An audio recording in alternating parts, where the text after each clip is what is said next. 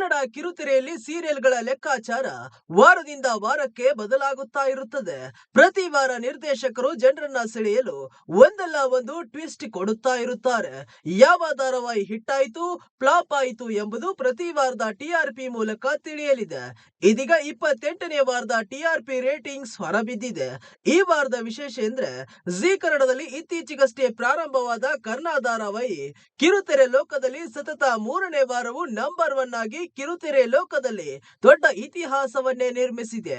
ತನ್ನ ಪ್ರೋಮೋ ಮೂಲಕ ದೊಡ್ಡ ಹೈಪ್ ಕ್ರಿಯೇಟ್ ಮಾಡಿದ್ದ ಕರ್ಣ ಧಾರಾವಾಹಿ ಜೂನ್ 16 ಸೋಮವಾರದಿಂದ ರಾತ್ರಿ 8 ಗಂಟೆಯಿಂದ ಪ್ರಸಾರ ಕಾಣಬೇಕಿತ್ತು. ಆದರೆ ಕೆಲ ಸಮಸ್ಯೆಯಿಂದ ಜುಲೈ 3ನೇ ತಾರೀಕಿನಿಂದ ಅಂದ್ರೆ ಗುರುವಾರದಿಂದಲೇ ಪ್ರಸಾರ ಆರಂಭಿಸಿತು.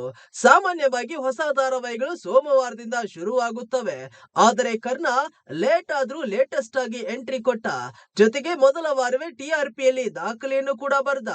ಮೊದಲ ವಾರ ಕರ್ಣ ಧಾರಾವಾಹಿಗೆ ಅರ್ಬನ್ ಪ್ಲಸ್ ರೂರಲ್ ನಲ್ಲಿ 10.2 ಟಿವಿಆರ್, ರೂರಲ್ ನಲ್ಲಿ 11.5 ಟಿವಿಆರ್ ಹಾಗೂ ಅರ್ಬನ್ ನಲ್ಲಿ 8.9 ಟಿವಿಆರ್ ಲಭಿಸಿತ್ತು.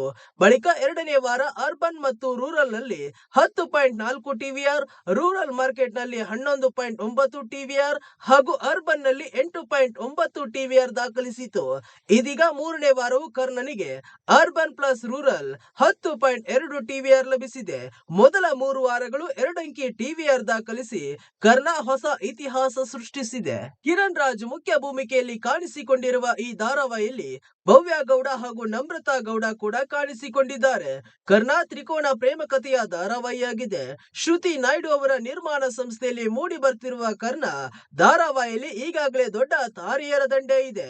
ನಾಗಾಭರಣ, ಹಿರಿಯ ನಟಿ ಆಶಾ ರಾಣಿ, ಒಲವಿನ ನಿಲ್ದಾಣ ಸೀರಿಯಲ್ ನಲ್ಲಿ ನಟಿಸಿದ್ದ ವರಲಕ್ಷ್ಮಿ ಶ್ರೀನಿವಾಸ್ ಮತ್ತು ಶ್ಯಾಮ್ ಸಿಮ್ರನ್ ನಟಿಸುತ್ತಿದ್ದಾರೆ.